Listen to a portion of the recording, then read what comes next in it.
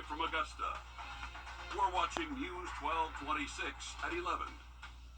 Good evening. A correction from earlier. Tonight we're digging into warrants that detail the critical condition a 6-month-old infant was found in that also put their parents behind bars. The warrants the Richmond County Sheriff's Office revealed the child suffered from several injuries. Audrey Dickerber is live from our newsroom tonight. And Audrey, you have been looking into the case tonight. What else can you tell us? According to the warrant for their arrest, both are being labeled causing cruel and excessive physical pain to their 6-week-old child. These are the mugshots of 19-year-old Emma Grace Pittman and 35-year-old David James. They're both charged with cruelty to children in first-degree and aggravated battery. After following the discovery of their 6-week-old child in their home on Goolsby Road in Blythe on October 10th. Descriptions of malicious and severe injuries include skull fractures to multiple sides of the infant's head, bleeding inside and outside of his brain, as well as bruising in 7 different areas, including their arms, knees, and chest. The child was then transported to Children's Hospital and is in critical condition. All right, thank you for checking in on that, Audrey. We're now going to toss things over to First Alert meteorologist Emily Ashton. Emily, looking pretty clean for the first part of the week, maybe some rain later on. Yeah, definitely, Craig. We've had a pretty decent weekend, maybe a little bit on the chillier side for our Sunday overcast, so that definitely made it feel a little bit cooler out there. But if we're looking at what we can expect for the next couple of hours, rainfall chances are going to stick around. And there's some light mist going on across the CSRA here in Augusta. We're seeing really light rainfall totals, or rainfall falling down. Very small rainfall totals there, but that's going to continue for the next several hours. But once we get into the early morning for our Monday, things are going to be dry, starting to clear up for us. So we have a pretty decent Monday to kick off. Definitely going to need the jacket, though, for the start of our work week. We'll warm up into those lower, maybe middle 60s for the highs. Might see the sun at times, but definitely going to be a cloudy start to the day, Craig. Alrighty, thanks for the heads up. Now, 2 people are behind bars this weekend, and 1 person is dead following a traffic stop in Edgefield County that turned into a chase that ended in Aiken County. Here is some video from where the chase ended last night. The Edgefield County Sheriff's Office tells us the incident started with a traffic stop near the town of Johnston that turned into a chase with gunshots ringing out. While deputies were talking to the driver outside of the car, one of the passengers, who has been ID'd as Joseph Robertson, jumped in the driver's seat and drove off. During the chase, the Sheriff's Office says multiple gunshots were fired at deputies, and as Robertson attempted to enter I-20 at exit 18, he lost control of the car and crashed on the entrance ramp. He then ran from the scene in a wooded area where law enforcement later found Robertson, saying he had died from a self-inflicted gunshot wound. Also at 11, the Barnwell County Sheriff's Office is offering a $500 reward for information about a shooting that happened this morning. The Sheriff's Office Facebook page says it happened shortly after midnight on Quail Road. They say if you have any information that could lead to an arrest, just call the number right here on your screen. Hundreds of people came out today to take part in the Pace Day celebration, which is a fun bike ride fundraiser sponsored by Paceline, local nonprofit. The goal of today's event was to help raise money for innovative cancer research at the Georgia Cancer Center. We caught up with the project lead at Paceline, who shared with us why their partnership with the Georgia Cancer Center is so important. I mean, it is the heart of what we do. Everything we do is to support the Cancer Center and the researchers over there. The work they're doing is incredible. We provide what we call seed funding for the researchers, so it's the money to help them get their projects off the ground so that they can then go and apply for those multi-million-dollar grants. And if you want to contribute to Paceline's fundraiser, you have until December to donate, and you can head to our website at wrdw.com for that link. Now, the Aiken County Sheriff's Office and North Augusta Public Safety kicked it around for a good cause earlier today at a first responder kickball tournament. All the money was raised, donated to the American Cancer Society, and they did it to bring awareness around the issue of cancer. And a Facebook post from the Aiken County Sheriff's Office says they earned the bragging rights to congratulate them as the winners. Now, the United Auto Workers strike hit 1 month today. How workers are feeling, coming up next on News 12 at 11. Emily? Well, we are already cooling off into those 50s as we head into the overnight hours. We'll cool off a few more degrees, but we'll warm back up for our Monday. I'll have a look at your 7-day coming up after the break.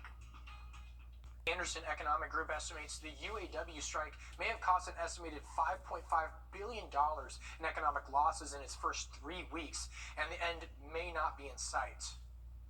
Now, two NBA legends, Shaquille O'Neal and Allen Iverson, never played together, but now they are teaming up to help Reebok become a leader in the sports world. The shoe company named O'Neal president of basketball and Iverson the vice president. Reebok is trying to rebuild its reputation in team sports after it severed ties with Adidas. Company executives say they plan to fully relaunch its basketball division by 2025. Now, Halloween may be a few weeks away, but a certain concert film is scaring out the competition this weekend at the box office. Well, see this weekend's top 5 films coming up next. Emily?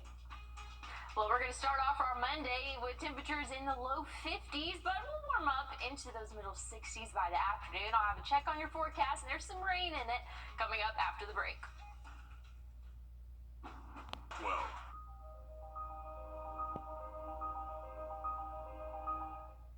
Well, Halloween is getting closer, but the scariest thing at movie theaters this weekend was the overwhelming dominance of a certain concert film.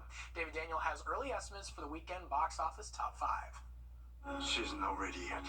The range of her powers are still growing. The creator fell to 5th place, pulling in $4.3 million. $5.7 million puts Saw X at number 4. Paw Patrol, the mighty movie, dug up $7 million to take 3rd place. Body in the blood! Body in the blood! As expected, The Exorcist Believer lost the top spot, scaring up $11 million for a 10-day domestic total of $45 million. Welcome to the Eras Tour! Taylor Swift, The Eras Tour, was number 1 with a bullet. The movie version of the superstar's mega-popular concert tour opened with $96 million in ticket sales. In Hollywood, I'm David Daniel. And 7 out of every 10 movie tickets sold in North America this weekend were for Taylor Swift, The Eras Tour. Well, we're now going to check in with First Alert meteorologist Emily Acton. Emily, do we have any sort of bad blood with the weather going into this vertically? Oh, look at you. I'm trying. I love it.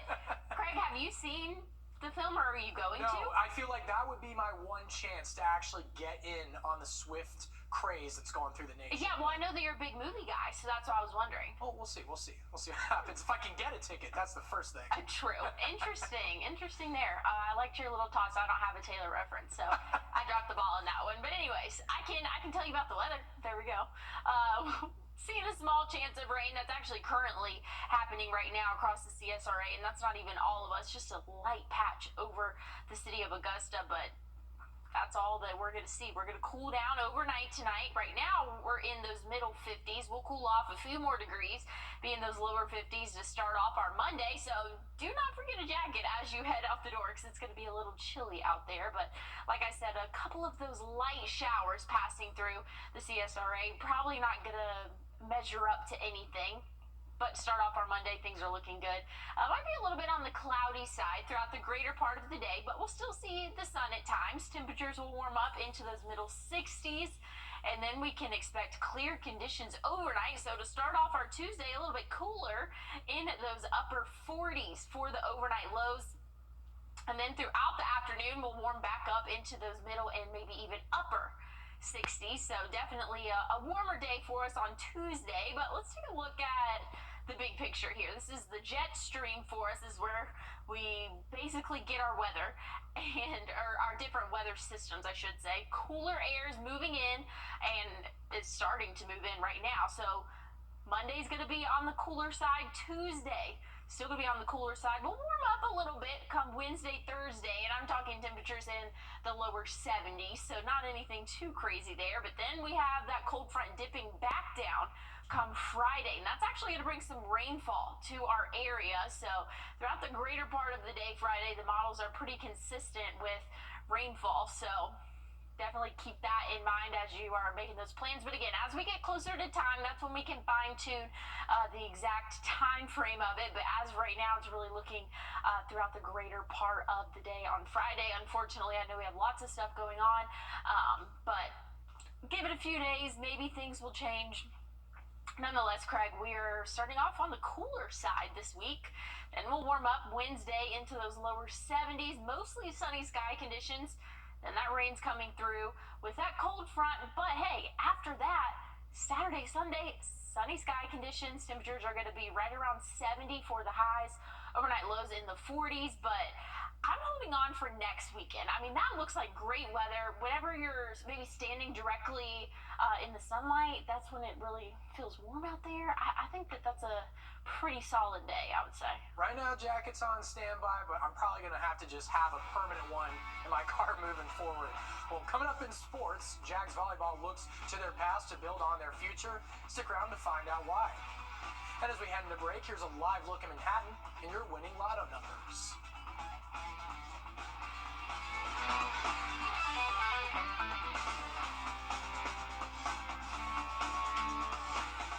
We're here at the Grandville Hudson Automotive Group.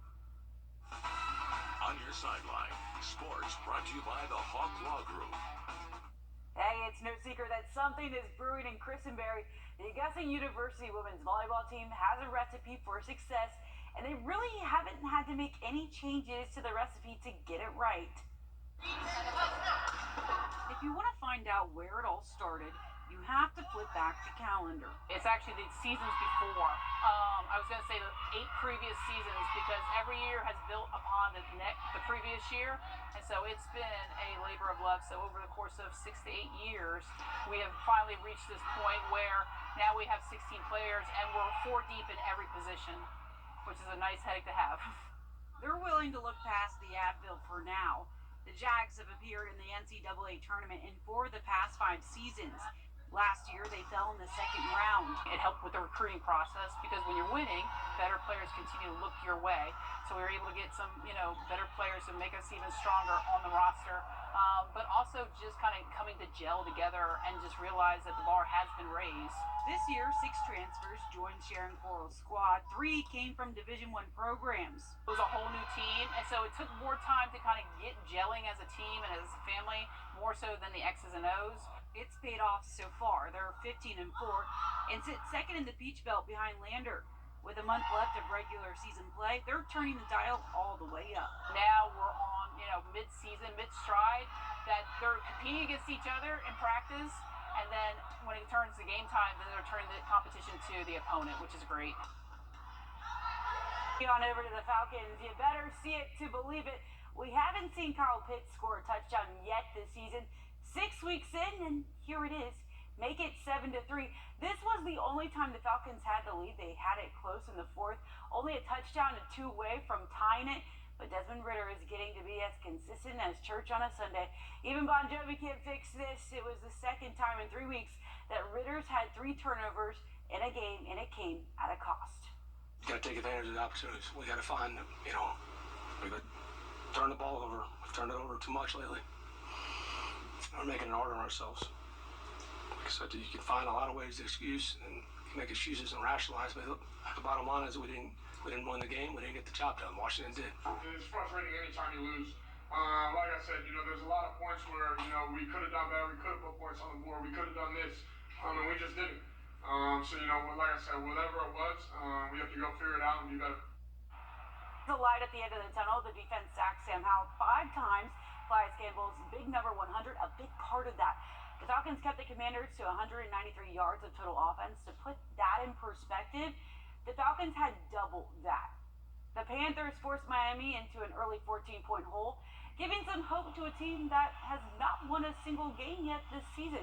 Adam Thielen picked up 100 receiving yards and then some for the 2nd straight game. The flame of hope quickly dwindled when the league's best rushing team took off and didn't look back after coming up short on their first 2 drives. The Dolphins scored on their next 3 and take it right out of the Panthers' hands, 42-21. Carolina is now 0-6, the worst start for the Panthers since they went 0-7 in '98. Emily?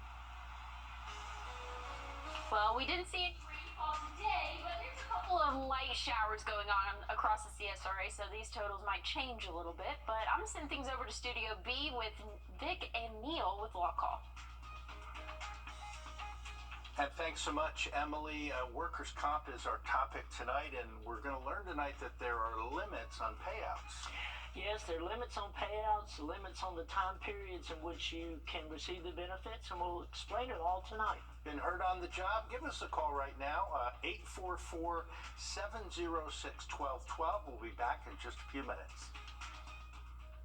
If you're looking, plus get $2,500 purchase allowance when you trade in an eligible vehicle. When it comes to furniture, one size just doesn't fit all. But one collection does.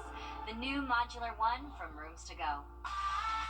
Perfectly designed to fit any space, any style, and any budget. Just choose your pieces and easily build your perfect room. The best part, because it's Rooms to Go, it's not only super affordable, it's super comfortable too. I'm Julianne Huff, and this is what's possible at Rooms to Go. Alrighty, one more story before we go. Is this cute or what? Parker, the four-legged honorary mayor of a Colorado town, marked the arrival of the colder weather by posing on a snowy mountain as snow cannons blast out powder behind him. The video was posted to the Snow Dogs official X account, and he's the official mascot for the Loveland ski area. Parker became famous in 2020 when he was voted honorary mayor of Georgetown, Colorado by the town of board selectmen. I think this has to do with all those Air Bud movies. You know, when dogs can win every sport known to mankind, you're going to elect the mayor. I guess I'm moving to Grovetown, Colorado.